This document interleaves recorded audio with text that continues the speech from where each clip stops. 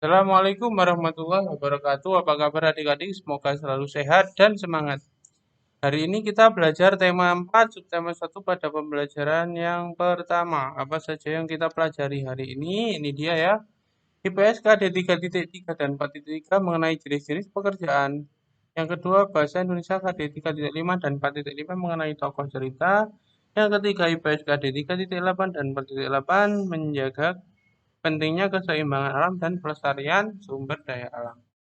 Langsung saja, mari kita mulai. Yang pertama, jenis-jenis pekerjaan. Kalau kita lihat ilustrasi berikut ya, ada kapas, benang, dan baju. Ternyata ini adalah proses dari pembuatan baju yang kita pakai sehari-hari. Mulai dari kapas yang ditanam oleh petani dan benang yang dipintal oleh pemintal benang dan baju yang dijahit oleh penjahit, itu terdapat sedikitnya 3 jenis pekerjaan. Jadi bisa direnungkan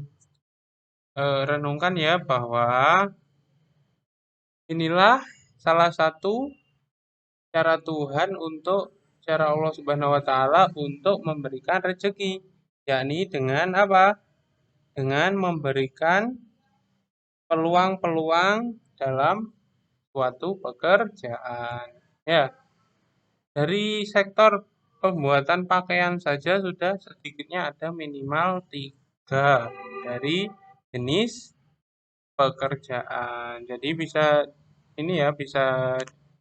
dimengerti bahwa banyak sebenarnya jenis-jenis pekerjaan yang ada di Indonesia, mulai dari barang yang pekerjaan yang memproduksi barang, pekerjaan yang memproduksi jasa, seperti itu ya.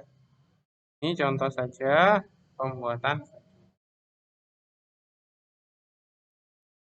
Tempat tinggal itu juga mempengaruhi ya jenis dari pekerjaan. Contohnya di dataran tinggi itu masyarakat cenderung lebih banyak untuk berkebun. Ini contohnya berkebun teh ya. Karena ada tumbuhan-tumbuhan tertentu ya. Ingat kan pada pembahasan sebelumnya ada tumbuhan-tumbuhan tertentu yang tumbuh dengan baik di daerah yang sejuk atau cenderung lebih dingin seperti itu ya. Terus di dataran rendah ada padi ya, yakni bertani. Di dataran rendah itu masyarakat banyak yang bertani atau bercocok tanam. Terus di daerah pesisir pantai kan karena banyak ikan ya, orang-orang yang tinggal di sana akan memilih untuk bermata pencarian sebagai pencari ikan. Seperti itu ya. Jadi tergantung potensi ya adik-adik, potensi yang ada di daerah. Contohnya di daerah sini kan potensinya apa? Daerah Kerapiak Rejo itu potensinya pinter-pinter membuat furniture, memanfaatkan kayu. Jadi banyak pengrajin furniture ataupun toko-toko yang menjual peralatan-peralatan yang berasal dari kayu. Seperti itu ya. Ini ada contoh-contoh dataran tinggi dan pemanfaatannya, yaitu profesi yang ada. Itu di Jawa Barat untuk berkebun teh. Ya, pekebun yang ada di dataran tinggi kerja sebagai pekebun. Dan petani umbi-umbian dan sayur-sayuran di dataran tinggi ya. Juga untuk menanam sayuran, misalnya wortel, ya, contohnya wortelnya segar. Terus juga tembakau dan kopi, ya. Di petani dan pekebun itu kebanyakan yang ada di pedalaman dataran. Juga untuk tempat peristirahatan seperti di Trawas itu ya, kan banyak jasa-jasa penginapan karena juga pemandangannya indah jadi sebagai objek wisata. Ada pekerjaan apa kalau di bidang itu pariwisata? ada apa? Pemilik hotel ya. Terus ada jasa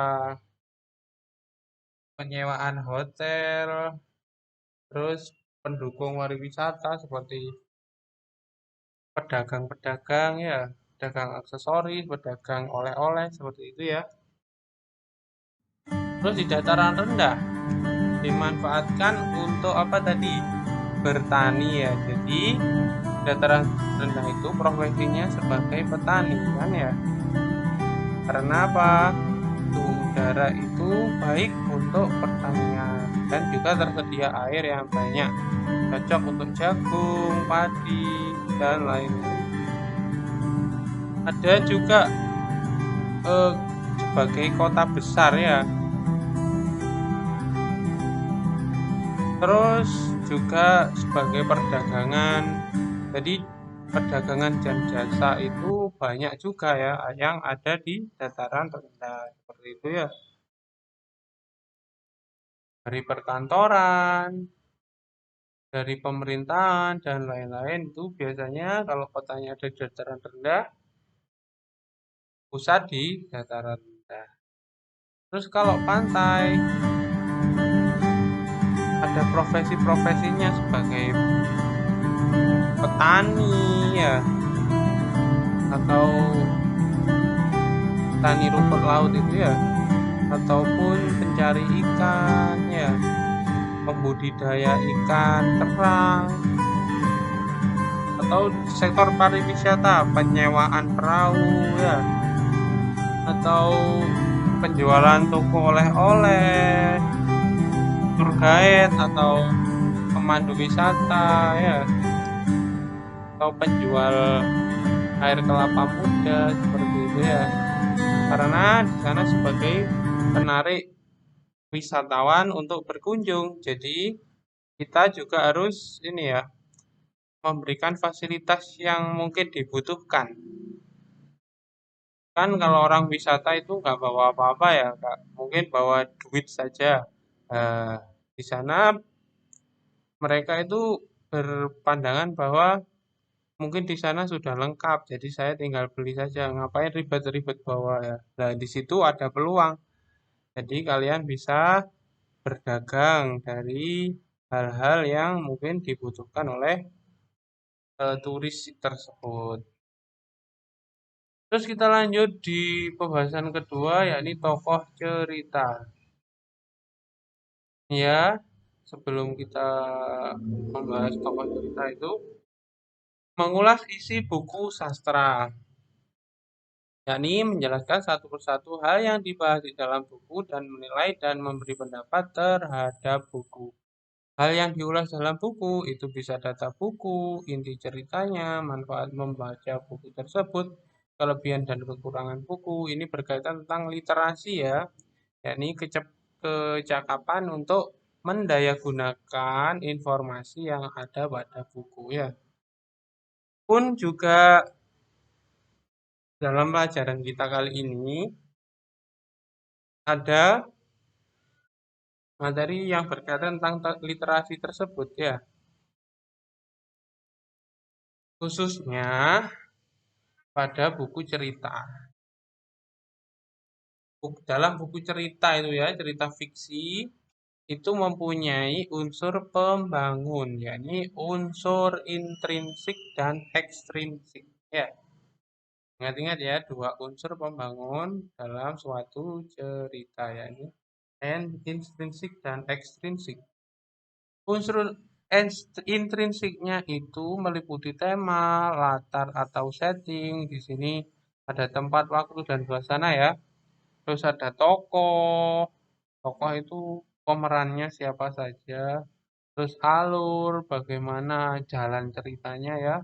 Terus sudut pandang, bagaimana pembuat cerita itu menempatkan dirinya di dalam cerita ya. Terus amanat, yakni pesan dari pembaca. Apa? Pesan dari penulis, maaf, penulis pada pembaca ya. Terus gaya bahasa, yakni majas yang dipakai ya, seperti itu. Untuk kali ini kita membahas tentang tokoh ya, fokus pada tokoh. Tokoh itu adalah pemeran pada sebuah cerita. Cerita rakyat bisa ya.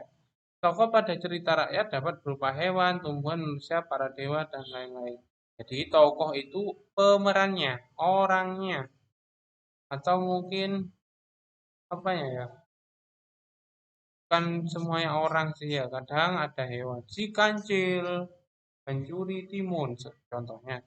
Jadi tokohnya siapa ya? Kancil, hewan itu ya. Mungkin tumbuhan, seumpama cerita timun suri seperti kan tumbuhannya yang seakan-akan dibuat cerita tentang tumbuhan yang dihidupkan. Jadi di sini tokoh itu adalah siapa yang memerankan.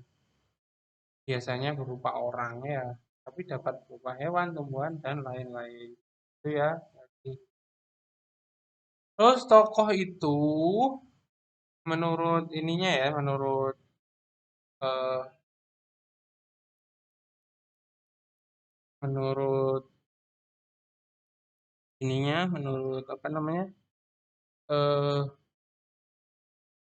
perwatakan ya, ada tokoh utama, yakni protagonis, yakni tokoh sentral yang bersifat baik. Ada juga tokoh lawan, yakni antagonis. Berlawanan dengan tokoh protagonis, umumnya bersifat jahat. Antagonis jahat, protagonis baik, seperti itu ya. Protagonis itu baik, antagonis itu jahat. Seperti itu ya. Kalau tritagonis itu adalah tokoh pendukung. Itu ya intinya. Protagonis baik, pro baik, anta jahat, cerita pendukung. Ya, hafal. Terus kita lanjut pada pembahasan IPA pentingnya keseimbangan alam dan pelestarian sumber daya alam. Pentingnya keseimbangan alam dan pelestarian sumber daya alam. Menjaga keseimbangan alam dan kelestarian sumber daya alam dilakukan. Kenapa? Kenapa kok dilakukan? Agar kita tidak rugi dan juga makhluk-makhluk lainnya tidak rugi juga ya. Jadi keseimbangan alam itu investasi sebenarnya ya buat keberlangsungan kehidupan umat manusia. Jadi kalau tidak mulai dari sekarang keseimbangan dan pelestarian sumber daya alam tidak diperhatikan nanti akan akan kedodoran sendiri seperti itu ya. Terus apa saja yang menjadi upaya pelestarian yang mungkin bisa dilakukan? Ada tiga ini ya, ada tiga hal yang pokok, yakni penghematan, perlindungan, dan pemeliharaan. Penghematan itu untuk efisiensi ya, agar sumber daya alam tidak dapat diperbarui tetap ada. Ya, yang sumber daya alam yang tidak dapat diperbarui tetap ada.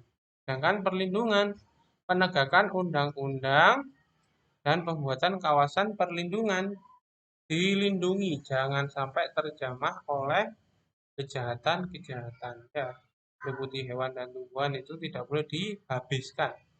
Terus pemeliharaan meliputi perlakuan, yakni perawatan dan pembudidayaan hewan dan tumbuhan dengan tujuan agar selalu ada dan ekosistem alam tetap terjaga dengan baik. Ya, mungkin pembelajaran kita berakhir di sini. Apabila ada pertanyaan langsung saja lewat Google Classroom atau WhatsApp. Kurang lebihnya mohon maaf dan saya akhiri. Wassalamualaikum warahmatullahi wabarakatuh.